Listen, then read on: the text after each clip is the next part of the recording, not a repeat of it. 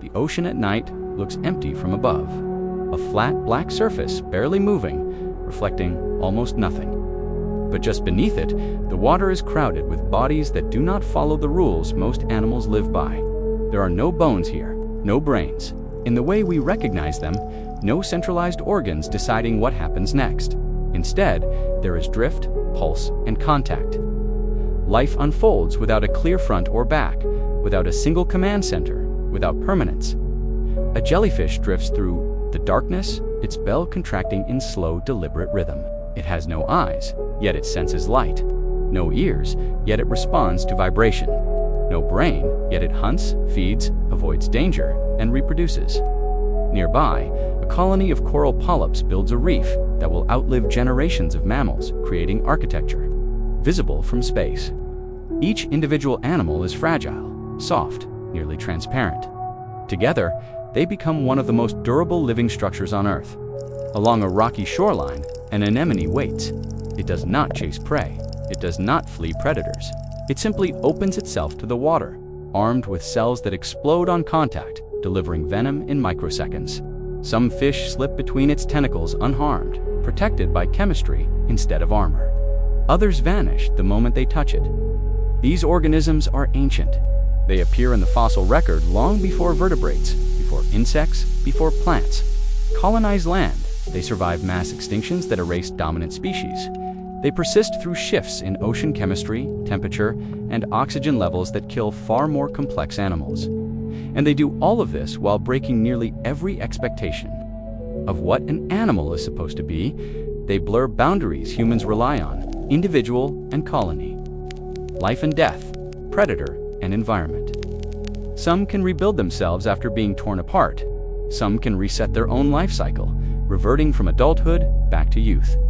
Some operate as thousands of genetically identical bodies, acting as one, without a single leader. For centuries, they are treated as simple, primitive, evolutionary leftovers. But the deeper science looks, the harder that idea becomes to defend. Their simplicity is deceptive. Their biology is alien, not because it is underdeveloped, but because it follows a different logic entirely. Today, we're diving into the world of Cnidarians, not to catalog them, but to understand why their way of existing still defies modern biology. Because nothing about Cnidarians fits neatly into the story humans tell themselves about how animals evolve, survive, and make sense of the world. And the closer we look, the clearer it becomes. Normal was never part of the plan. Long before animals develop heads or tails, before bodies learn to walk, crawl, or fly, life experiments with a different solution. The earliest Cnidarians emerge in oceans that look nothing like the ones we know. Oxygen levels fluctuate. Chemistry is unstable. Predation is a new and dangerous concept. Survival does not reward speed or intelligence yet. It rewards persistence. These animals do not follow the evolutionary path that leads toward centralized control, while other lineages begin clustering nerve cells, building organs, and specializing tissues. Cnidarians remain organized around a radial body plan. No front, no back, no left or right. Every direction is equally important. Every side can sense the world. This is not a failure to evolve. It is a divergence in the fossil record. Soft-bodied creatures resembling modern jellyfish and anemones appear more than 600 million years ago. They survived the Cambrian explosion, when animal diversity increases dramatically and competition intensifies. They survive. While many experimental body plans disappear entirely, instead of racing toward complexity, Cnidarians refine a design that works across conditions. Most animals cannot tolerate. Their bodies are built from just two primary tissue layers. There are no specialized respiratory systems, no circulatory networks, no digestive tracts with distinct compartments. Yet oxygen diffuses efficiently. Nutrients circulate, waste exits. Everything happens through direct contact with water. The environment is not something to be sealed off. It is part of the body's function. This closeness to the environment gives Cnidarians an advantage in unstable worlds. When conditions shift, there are fewer internal systems to fail. When food is scarce, metabolic demands remain low. When injury occurs, damage does not cascade through complex organs. Pieces can regenerate. Sometimes entirely new individuals form. Evolutionary success is often framed as progress toward complexity. But Cnidarians expose the weakness of that assumption. They represent a stable alternative one that trades specialization for flexibility. Where vertebrates rely on tight coordination between organs, Cnidarians distribute function across the body. No single part is essential. No single failure is fatal. This ancient strategy also shapes how they interact with other organisms. Corals form partnerships with photosynthetic algae, outsourcing energy production to microscopic tenants living inside their tissues. This symbiosis allows reefs to flourish in nutrient-poor waters where most animals would starve. It also creates vulnerability. When temperatures rise and the partnership breaks down, entire ecosystems bleach and collapse. The same simplicity that grants endurance also carries risk. Yet even as oceans warm and acidify, Cnidarians persist. Some species adapt. Others retreat to deeper or cooler waters. A few thrive in conditions once considered lethal. Their lineage absorbs planetary change without reinventing itself. This evolutionary flat, decentralized, deeply integrated with the environment forces a reconsideration of what advancement really means in biology. Cnidarians do not lead toward humans. They do not represent a stepping stone. They are a destination that evolution reaches early and never abandons. And from this foundation, everything strange about them begins to make sense. Movement ripples across a jellyfish's body without a single command being issued. There is no headquarters where decisions form. No cluster of neurons weighing options. Instead, information spreads like a whisper through a crowd, traveling outward in all directions. At once, this is how Cnidarians experience the world through nerve nets rather than brains. A nerve net is exactly what it sounds like, a diffuse web of neurons embedded throughout the body. Signals do not move up a hierarchy, they move laterally. When one part of the animal senses change, light dimming, water pressure shifting, a chemical trace of praeniebi neurons activate. The response spreads until the entire body participates.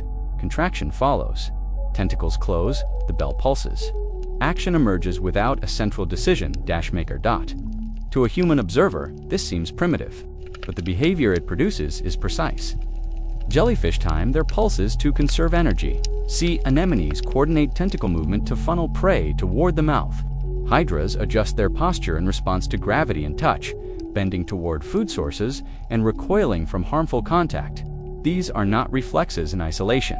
They are integrated responses built from distributed sensing. This system offers advantages in environments where damage is inevitable. When a predator bites through part of a Cnidarian's body, neural control does not collapse. Signals reroute. The remaining tissue continues functioning. In some species, the damaged portion regenerates, rebuilding both tissue and neural connections without needing a developmental blueprint. Stored in a brain, the absence of a centralized nervous system also eliminates bottlenecks. Signals travel simultaneously rather than sequentially. Response time remains fast, even as the body grows larger. For drifting animals like jellyfish, their survival depends on reacting instantly to fleeting opportunities and sudden threats in three-dimensional space. Research reveals that Cnidarian neurons are not simple. They use a wide range of neurotransmitters, some shared with vertebrates, others unique. Their synapses show plasticity connections, strengthen or weaken based on experience. In laboratory settings, some species demonstrate forms of habituation, responding less to repeated harmless stimuli over time. Learning exists here, but it is embedded across the body rather than stored in a single organ. This distributed intelligence challenges assumptions about consciousness and control. It suggests that complex behavior does not require a brain, only coordination. It raises questions about how many ways awareness can exist, and whether human definitions are too narrow to capture biological reality. The nerve net does more than move the animal. It synchronizes feeding, reproduction, and defense. During mass spawning events, corals across vast reef systems release gametes almost simultaneously. Guided by environmental cues processed without centralized control, timing emerges from collective sensitivity rather than command. Cnidarians do not think the way mammals do, but they do not need to. Their nervous systems are tuned to a world of currents, chemistry, and contact. They sense what matters and ignore what does not. They act without deliberation, yet with effectiveness honed over hundreds of millions of years. In stripping away the brain, evolution does not remove intelligence. It redistributes it quietly, efficiently, everywhere at once, at the surface. A jellyfish looks defenseless. Soft tissue, no claws, no teeth, no speed. But this vulnerability is an illusion sustained only by distance. Contact tells a different story. Embedded along tentacles, oral arms, and body surfaces are cells unlike any others in the animal kingdom. Each one is a microscopic weapon, preloaded and under tension, waiting. When triggered, it fires faster than almost any biological process ever measured. This is venom as architecture, not behavior. These cells, cytocytes, define the entire group.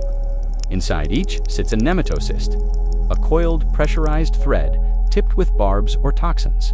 The moment mechanical or chemical sensors detect the right stimulus, the capsule explodes.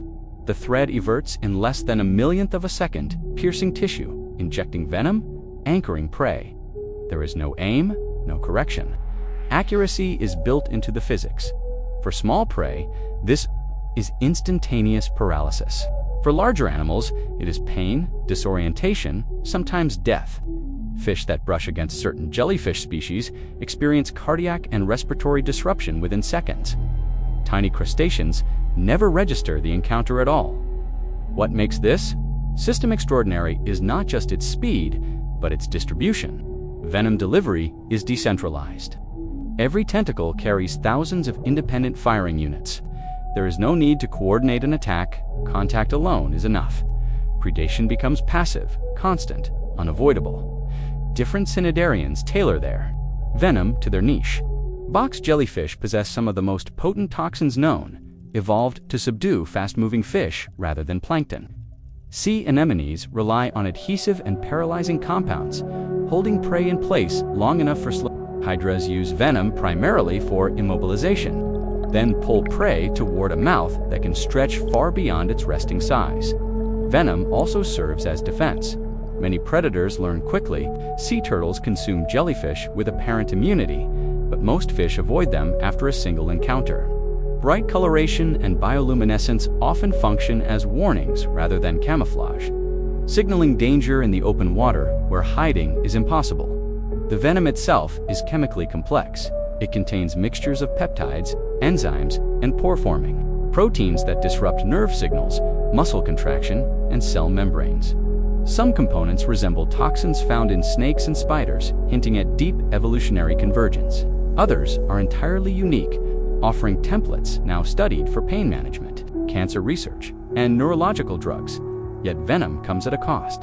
Cytocytes are glues. Once fired, they must be replaced. This requires energy and time. The body balances expenditure with opportunity, deploying venom only when contact meets precise criteria. False triggers waste resources. Evolution refines sensitivity until the system becomes both lethal and economical. This biological weaponry compensates for everything Cnidarians lack. No speed becomes irrelevant. No jaws unnecessary. No intelligence required. The environment delivers prey. The body enforces consequences. In this system, violence is not aggressive. It is structural. The animal does not hunt. It waits, armed at the cellular level, turning stillness into strategy. Venom is not an add-on. It is the language Cnidarians use to interact with the world, and through it, they prove that dominance in nature does not always belong to the fast, the clever, or the complex, but sometimes to the ones that make contact unavoidable. Along a coral reef, it is easy to mistake architecture for geology. Walls rise, towers branch outward, valleys form between ridges. Fish weave through narrow passages as if navigating a city. But this structure is not stone. It is alive, built, maintained, and defended by animals that challenge the meaning of individuality itself. A coral colony begins as a single larva, drifting until it finds a surface. It settles, transforms, and divides. The resulting polyps remain connected, sharing tissue, nutrients, and information. Over time, thousands, sometimes millions of genetically identical bodies form a single, continuous organism. No polyp is in charge. None can survive alone for long. Together, they become something larger than the sum of their parts. This colonial life strategy blurs boundaries. Where does one animal end and another begin? Each polyp feeds independently, capturing plankton with its tentacles, but digestion benefits the entire colony. Nutrients flow through shared tissues. Damage to one area triggers responses elsewhere. Growth patterns adapt to currents, light, and competition. Guided by local signals rather than centralized planning, the result is resilience through redundancy. When storms break coral branches, fragments can reattach and grow anew. When predators graze, remaining polyps continue functioning. The colony absorbs loss without collapsing. In evolutionary terms, this is insurance against catastrophe. Some Cnidarians take coloniality even further. Siphonophores, often mistaken for single jellyfish, are colonies of specialized individuals called zooids. Each zooid performs a specific role: propulsion, feeding, reproduction, defense. None can survive independently. Together, they operate as a coordinated whole, moving, hunting, and responding to threats with precision that rivals organisms with brains. The Portuguese man-o'-war is one such colony. Its floating bladder catches wind, while tentacles trail meters below, armed with venom. Separate zooids digest prey, others reproduce. Control emerges from cooperation, not command. It is a living demonstration that division of labor does not require a central authority. Colonial life also reshapes relationships with other species. Coral reefs host symbiotic algae that live inside polyp tissues, providing energy through photosynthesis. This partnership allows reefs to flourish in nutrient-poor waters, turning sunlight into biomass. It also ties coral survival to environmental stability. When temperatures rise, the relationship fractures, leading to bleaching and mass doffs. Even here, colonies show variability. Some corals recover, others shift partnerships. A few tolerate conditions once thought fatal. The colony, not the individual, becomes the unit of adaptation. Colonial Cnidarians redefine survival as persistence through connection. They trade autonomy for endurance. They do not move fast, they do not think centrally, but they build ecosystems, alter coastlines, and create habitats that support a quarter of all marine species. In choosing togetherness over independence, Cnidarians reveal another evolutionary truth: that life does not always advance by becoming singular and self-contained. Sometimes it survives by becoming shared. Death, for most animals, is irreversible. Cells fail, systems shut down. Time moves in one direction. For Cnidarians, that certainty begins to dissolve. A hydra torn in half does not die. Both halves reorganize. Cells migrate, differentiate, and rebuild missing structures. Within days, two complete animals exist where one once was. This is not emergency repair. It is normal biology. Regeneration is not a backup plan, it is a core operating system. At the cellular level, Cnidarians maintain populations of stem cells throughout their bodies. These cells never fully commit to a single role. They remain flexible, capable of becoming nerve cells, muscle cells, digestive cells, or reproductive tissue as needed. Injury does not trigger panic. It triggers rebalancing. Some species push this flexibility further, bending the rules of aging itself. The small jellyfish Torotopsis dohrnii follows a life cycle familiar in outline: larva to polyp to medusa. But when conditions become unfavorable, starvation, physical damage, sudden environmental stress, it performs something no other known animal can do. It reverses its development. Adult cells transform back into juvenile cells. The jellyfish settles, forms a new polyp, and begins life again. This is not immortality in the fantasy sense. Predators still kill it. Disease still takes its toll. But biologically, there is no built-in expiration date. Aging is not inevitable here. It is optional. This capacity forces biologists to rethink what aging actually is. In most animals, specialization comes at a cost. Cells lock into roles, DNA damage accumulates. Repair mechanisms slow. Cnidarians, specialization remains loose. Cellular identity is negotiable. Repair never truly stops, even in species without full life cycle reversal. Regeneration borders on extreme. Sea anemones can regrow tentacles, mouths, and internal structures repeatedly. Some corals recover from partial death, rebuilding living tissue over skeletons left behind by earlier generations. The boundary between past and present becomes blurred. The colony carries its own history inside itself. This biological plasticity also alters how cnidarians respond to environmental change, where other animals face extinction when conditions exceed tolerance. Cnidarians sometimes pause, simplify, and restart. Metabolism slows. Growth halts. Life contracts to its essentials until conditions improve. There are limits. Regeneration requires energy. Reversal takes time.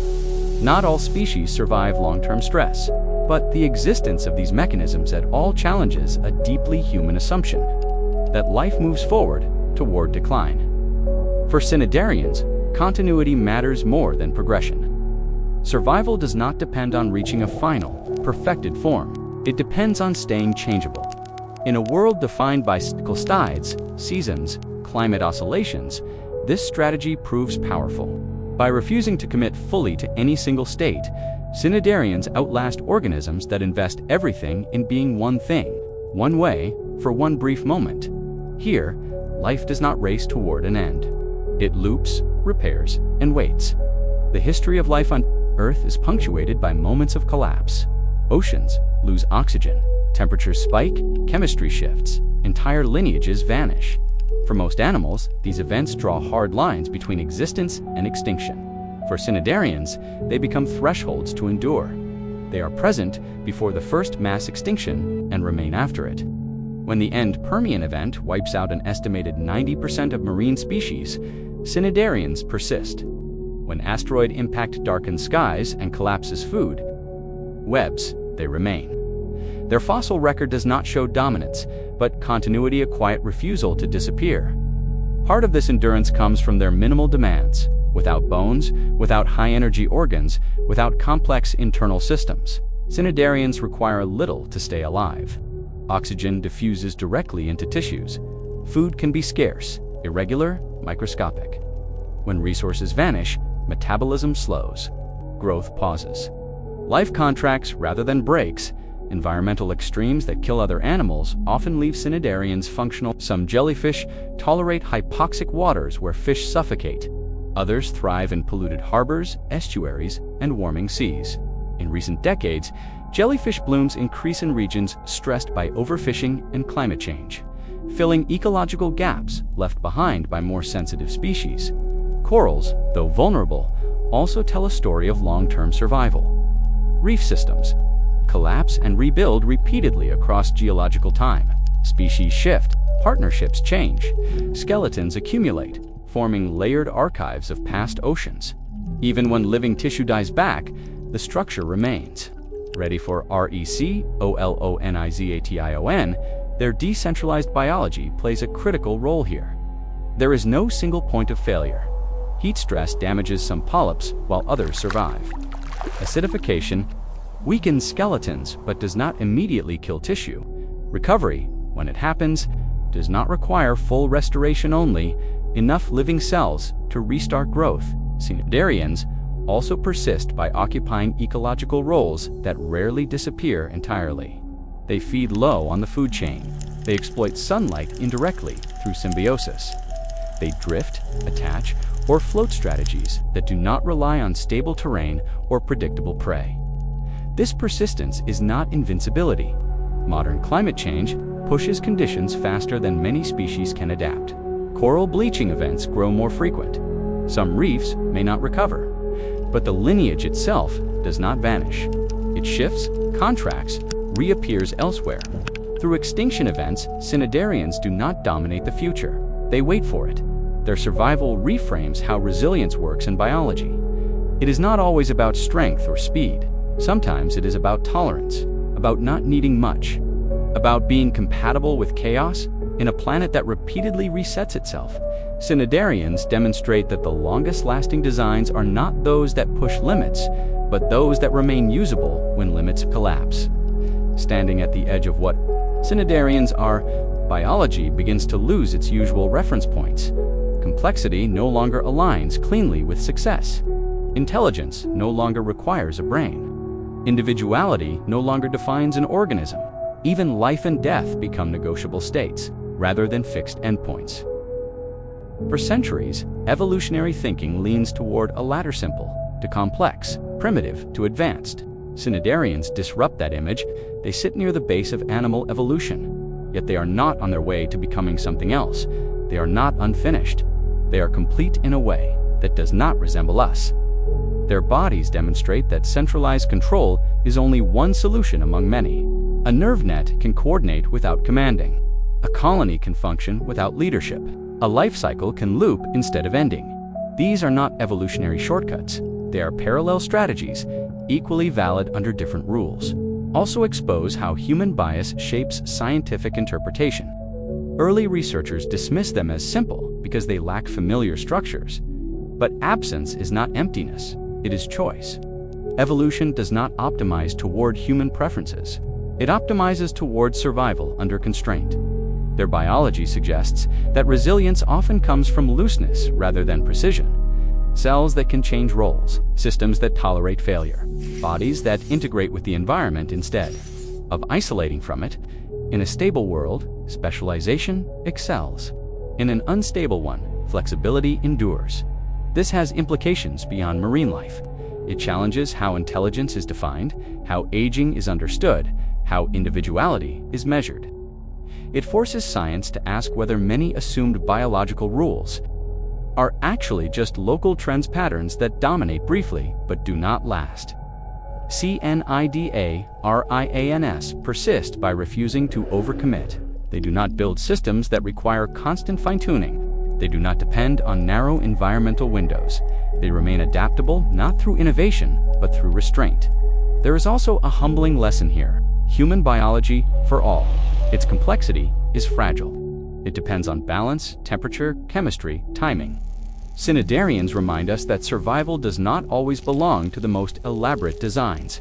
Sometimes it belongs to those that leave room for uncertainty.